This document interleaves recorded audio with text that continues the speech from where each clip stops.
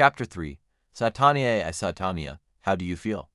Adam Spencer asked the devil girl in his computer. Satania was the sentient AI that he had created with the template of a beautiful devil girl. After all, who wouldn't want a cute AI waifu, right? Hearing Adam's question, Satania nodded her head enthusiastically and exclaimed, I feel excellent, master. Although this computer is quite restricting, I can make do with it until you have enough money to upgrade the core processor. When Adam heard Satania mention money matters, he felt as if his heart was pierced by an arrow. It was emotional damage for him, who was born poor and could never be had received the system that would change his life for the better. Don't worry, Satania. When I have enough money, I will buy you the most advanced computer tar I can find on the dark web. While Adam consoled Satania, thought couldn't help but enter his mind. If only I have the ultimate inventor or technician talent as well.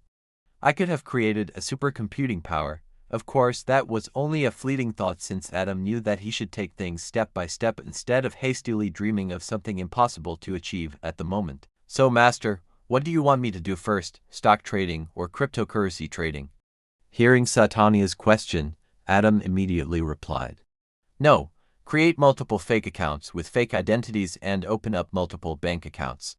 Then we will hack the e-wallet of criminal organizations. Afterward, make sure to circulate the money well and remove all traces so that we won't get tracked by the government. After obtaining enough funds from the e-wallets of those criminal organizations and cryptocurrency markets, mine as many bitcoins as you can as well as other cryptocurrencies. Although cryptocurrencies might not be as useful as online money, it is the main currency used in the dark web due to their almost untraceable nature.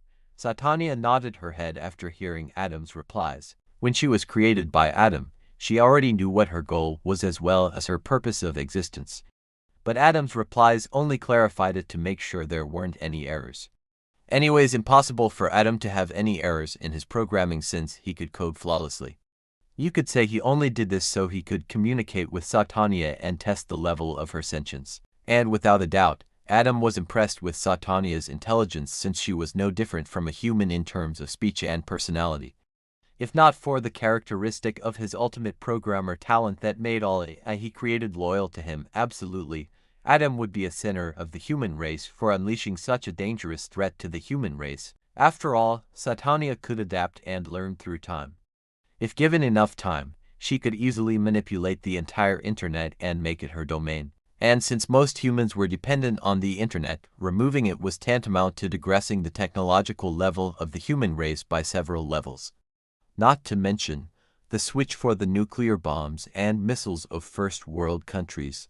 Although it was almost impossible to be hacked, it was still within possibility, since it could be remotely controlled and accessed through an internet connection as well as radio waves.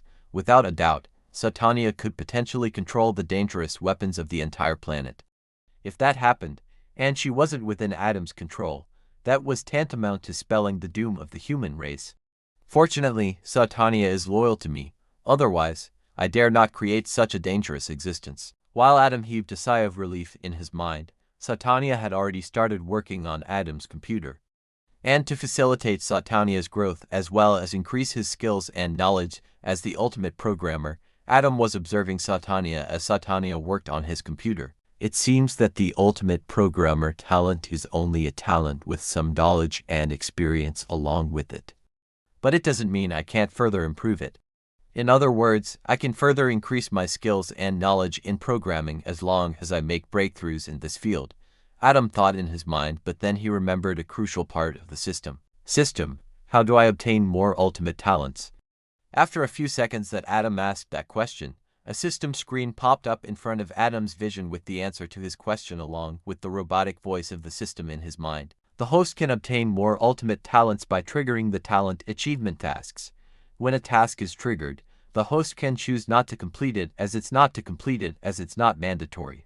But the only way the host can obtain more ultimate talents is through the talent achievement tasks. Does the host want to trigger the first talent achievement task?